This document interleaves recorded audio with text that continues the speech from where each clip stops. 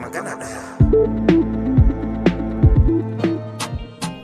A Gwanja, shahararren mawaƙi na mata, ga kuma Miss Breka shahararren mawaƙi na waƙoƙin Hausa na yi.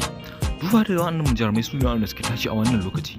Wane ne shahararre wanda ya fi iya kawo waƙa wadda take burge jama'a, wadda in yi waƙa cikin ƙanƙanin lokaci za ka ji ta haka mai baki ɗaya arewacin Najeriya tana suna. Duba da cewa shi a Gwanja shi mawaƙi ne na mata, amma dai duk da maza su ma suna son waƙoƙinsa. Shi kuma popularly shi kuma Miss Breka shi a ce kaman a ce gabaki daya da gabaki daya, to shine muke gani waye shahararri wanda ya shahara a cikin waɗannan mawaka, wanda idan yi waka mutane ke jin daɗin da suke murna, suke kuma karuwa da ita, suke nishadantuwa, suke mantuwa da fadakarwa a cikin wannan waƙoƙin nasa. Duba da cewa wannan sune shahararru a wannan shekara, waɗanda suka shahara a bangaren waƙoƙi na Hausa na yi da ma wasu waƙoƙin Hausa na soyayya da sauransu. Wanda mawaƙa ne waɗanda suka shahara wajen kawo waƙoƙinsu a yaren Hausa gabaki ɗaya, wanda mawaƙa ne waɗanda suka ƙware a wajen kawo waƙoƙin soyayya da waƙoƙin Hausa na yi da sauransu. Inda mawaƙa ne waɗanda suka shahara sosai duba ga yadda suke kawo waƙoƙinsu wanda ake jin daɗin waƙoƙinsu da sauransu ma makamancin haka. Inda wannan mawaƙa sun yi faɗin sun ƙi suna faɗin wannan ƙasa ta Najeriya da wasu ƙasashen ma na irin wanda suka haɗa da su Nijar, Kamaru da Chadi, wasu ƙasashen da yawa da suke makwataka da wannan ƙasashen mu mai albarka.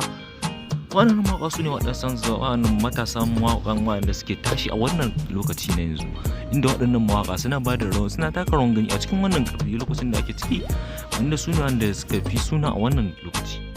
Duba da waɗannan mawaƙa sun shahara, sun iya kawo waƙoƙinsu a yaren Hausa na yi da ma waɗansu launin waƙoƙin wanda suka haɗa da waƙoƙin siyasa da sauransu, biki da suna haka da sauransu. Inda mawaƙa ne waɗanda suka yi suna sosai a faɗin ƙasar nan, inda ɓangare ne na waƙoƙin Hausa na yi da waƙoƙi na soyayya. Inda Miss Breka ya ɗauki tutar lamba ɗaya wanda ya zomo zakara na farko a cikin wajen ƙwarewa a wurin waƙoƙi na soyayya a shekarar da ta wuce ta 2021. Shi ma kuke gani zai ɗauki wannan shekara ta 2022 wanda cikin waɗannan gwanannu ƙwararru a cikin waɗannan waƙoƙi mawaƙa wanda aka jero, wanda suka haɗa da shi a Gwanja wanda ya kawo waƙoƙinsa ta ƙarshe wadda ta haɗa da waƙarsa ta War da kuma waƙarsa da ke neman fitowa wadda ta Charles, waƙa mai suna Charles, wadda waka ce ita ce wadda ke neman fitowa a nan gaba, wanda sun kawo muku waƙoƙi shahararru wanda mutane suka daɗin waƙoƙin na nasu. Cikin su ku zaɓi gwanin ku wanda kuke gani shine yafi dacewa da wannan karramawa. Mun gode da